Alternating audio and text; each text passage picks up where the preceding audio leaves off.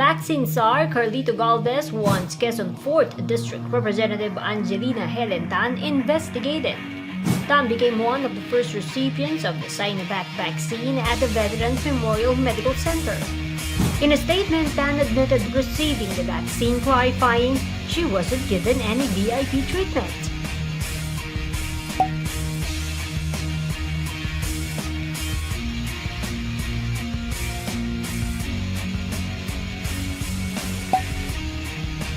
She stressed she got vaccinated as a dependent of her son, who is a surgeon at VMMC.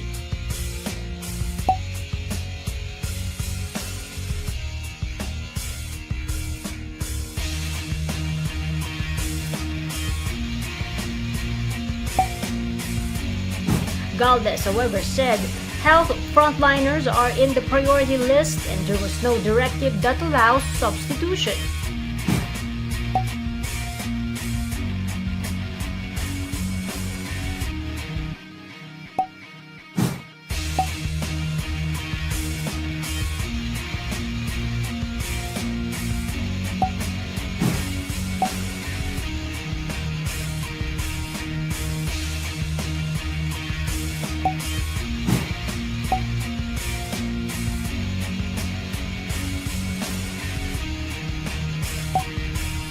On Facebook, Tan posted an Inquirer article naming her as the first lawmaker to get the COVID-19 vaccine.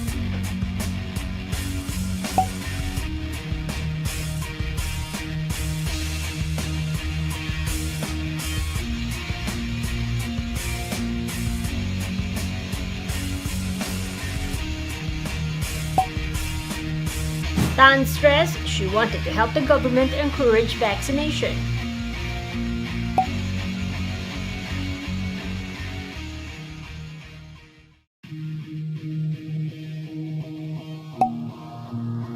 The lady lawmaker also said she is willing to face any investigation.